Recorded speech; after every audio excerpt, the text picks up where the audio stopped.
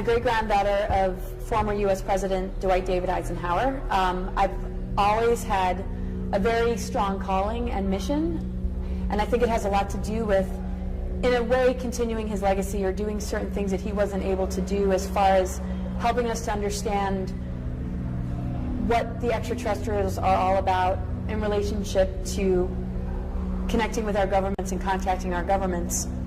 I also have my own unique journey, which is very complementary, that has to do with the balancing of the masculine and feminine on the planet, and helping people to understand a lot of the programmings and conditionings that have been passed down generation to generation that has kept us from being able to access our greater abilities. And along the way, I discovered that there's a connection between the two. Certain negative ET beings that have compromised us, and many, many benevolent beings that are here to assist us in our awakening, which has a lot to do with upgrading our DNA and expanding into our multidimensional embodiments, and recognizing that we are on a multidimensional planet and that there's all sorts of life out there. Well, this planetary body was seeded with a 13D monadic core. Basically, we used to exist in higher dimensions on Atlantis and Lemuria, and it sort of acted like the right brain and the left brain. Everything was very much in balance, and we had very powerful abilities. We had much more of our DNA turned on, which is now dormant. And because we're in a free will universe, things started to get out of balance, and it led to catastrophes and huge floods. And what ended up happening is we collapsed into a lower harmonic universe that brought us into a lower density. And then we as humans, as we know it, are not functioning at our full DNA capacity. We're functioning at like maybe a second strand or third strand. And so when this new creation was happening, when we sank into this lower density, it was seeded as an ascension planet to help to guide us along the way, so that eventually, during this window period, we would have the opportunity to expand and to blossom in our consciousness. And so even religion touches upon it when we think about the tree of knowledge, the tree of good and evil, which we chose to partake in. Even though I don't follow religious teachings, the symbolism is more connected to our DNA, and how duality gives us a free will choice to choose to advance ourselves or choose to stay limited.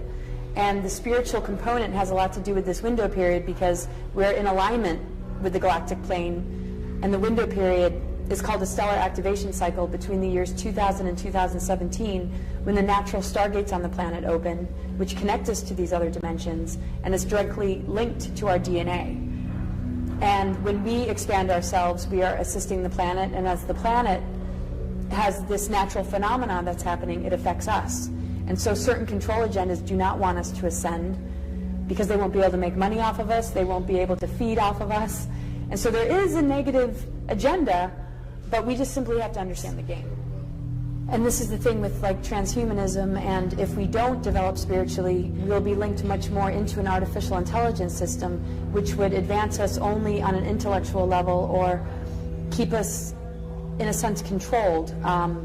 And this is what this agenda wants to bring us into. And so we don't want technology to supplement us too much. It doesn't mean that we give up on technology, but it's about finding a balance between spirituality and technology, because the whole reason these advanced civilizations collapsed in our ancient history was because of the polarization of too much focus on the technology and not enough on the spirituality. And that has to do with the negative ego mindset of some of these dark controllers. Well, I mean, this is a lot of why I do what I do, because I mean, the elitists or the dark cabal or whatever you want to call it has been hoarding these advanced technologies and using it for their own benefit. When I feel these, and I know I'm not alone in this, these technologies should be used to assist those that are in need, to feed those that are hungry, and to go towards assisting our planetary body in healing. The problem is the mindset of these individuals doesn't think about the whole, it only thinks of themselves. And it doesn't make any sense that they have such advanced technology that can regrow limbs and heal cancer and cure all sorts of things. And we see people struggling day to day, like you say, and the difference is unbelievable. And the imbalance is the same kind of imbalance that we might experience within ourselves because we were born into it.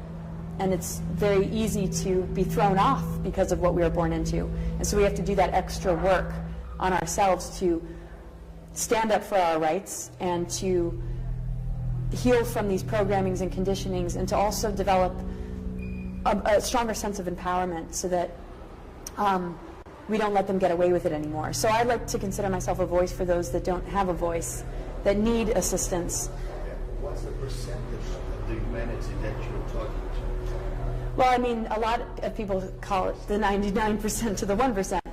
And the thing is, if we all look to each other and we work together and unify, there's not going to be a 1%. They're going to be pretty much starved because they rely on us giving our power away to them to even exist. And so those of us that have the ways and means to, bring about justice and expose these things can help those that are very compromised and are in, serious suffering and poverty. Well, I just think we need leaders that care about us and care about the planet, and we don't have those leaders. And so I don't think protesting is going to help because they use that against us, because that would push us into a police state where they will find some reason to compromise us more. I think we need to starve the system and choose who we feel confident about, and also understand that we're all leaders. So we don't want to vote these people into office. They have the ability to terraform Mars and actually, create a lot of life there. They have those technologies. They have colonies there too, and what they want to do is compromise us here on Earth, create a new world order, or create a genocide plan to extinguish most of the human race, so that they can come back and rule it. Come back? You mean from Mars and maybe come back to Earth. You think there are people over there? There's already people on Mars, yeah. There are colonies there. Oh, they're going back and forth. They have been since the 60s. Right, no. Oh, they don't tell us this stuff. So, because they're selfish, and it's all about them, and they have an agenda, and that's why I refused to go, because I was recruited in 2006, and I was like, something's not right here, and just like you, I don't want to go to, I love this planet, and we need to take care of the needs of the people here, and we need to expose everything, and we need to make informed decisions together, and not be manipulated by these leaders who create these facades, which is shown to us in the news. These like NASA, and I'm not saying all the individuals involved are false, but they don't tell us about the secret space program. They don't tell us about why these wars are happening. I mean, a lot of it has to do with the control of these stargates that they want to keep from opening, and a lot of it is, of course, the greed and power. And so they take that greed and power off planet, and that way they're not affected by all the different assaults and toxins that they're throwing at us, and they have a breakaway civilization just for them, while we're dealing with chemtrails, weather modification, and Fukushima, and the pollution of our waters, and like the HARP project. The HARP, hello, yes. Weather modification, they can create superstorms, and but they're not going to succeed in this. And this is... Why is this? Why all this effort and all the money they spend, all the thinking that they have to use all of this technology just to banish 3 billion people out of Earth? Is that the plan? Well, they want to, it's either extinction or it's... The population. That's a good... Yeah, they want to shrink... That's a good idea. Well, I mean, there is a lot of people, but I think nature and just the planetary body, which is an organism with its own consciousness, can create its own balance, because that's, natural disasters can do that, but you can fit the whole world population in the country of New Zealand, and everybody can fit. I mean, there is enough room, but people who are deciding the fate of humanity shouldn't be the ones that are keeping us from the medicine and the cures that we need. It should be more based on nature deciding than humans that are corrupt. And the thing is, we're in a multidimensional cosmos, so we're not all going to be packed into this one Earth. We have the ability to move on to other star systems and other places, and they're trying to stop our potential from even being able to do that. So it's either extinction or it's New World Order. And the reason they're doing this is because the main group responsible for the negative agenda compromised their DNA on purpose. so that they can maintain control. And that's part of, like, in biblical terms, that would be part of Lucifer's rebellion. In exopolitics terms, it would be these lower extraterrestrial races like the Dracos and the beings from Orion, who are service to self-orientated. And because they traded in their DNA in order to maintain control, because they didn't want to heal, they can't connect directly to spirit, which means that they rely on us to feed on. And without us, they actually would perish. And so they have advanced technologies to keep them alive, and their life cycle has to do with using our energy to power up those technologies, because our free energy is being used as a weapon against us, but they harvest it and use it for themselves. And so in a way, it's for their survival that they do it to us, but it starts off with that corrupt greed mentality that wants domination and control. That's what got them into the mess. But now they rely on us and these technologies to keep them alive, whereas us as humans, we have direct connection to spirit. That's why we have the potential to ascend. And so we just have to be careful of the traps so that we don't give our free will away to them, and so that we can see the deceptions, because we can only agree to it. They can't take it from us unless we agree to it. And so if people are consciously voting these people into office and allowing themselves to be manipulated, that's where the danger is. But once we wake up, we're free of the programmings, and we can actually handle the assaults and the toxins, because our DNA is advanced enough when we upgrade it to be able to handle all of it. So am I allowed to say that there's a battle in the skies? There has been for a long time. A long time. And we're just the spears and the shields and the boots for them. Yeah, we're totally caught in the middle. But at the same time, we have the potential to advance ourselves beyond these wars, and to really just become like sovereign and free of it. I mean, they're just pitting us against each other and using us. There's a lot of projects that use individuals. The whole Illuminati and the 13 families.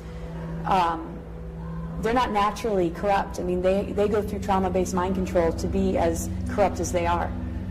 And it's really difficult. So anybody listening to this for the first time, don't think it's easy for the person who's doing the research, because it's completely insane. But we have to understand that in a free will universe, this is going to happen. I mean, we have our own negative ego, and we can see the destruction it causes in our lives and how it sabotages relationships. So it's no different in the macro world with what these beings have decided to do.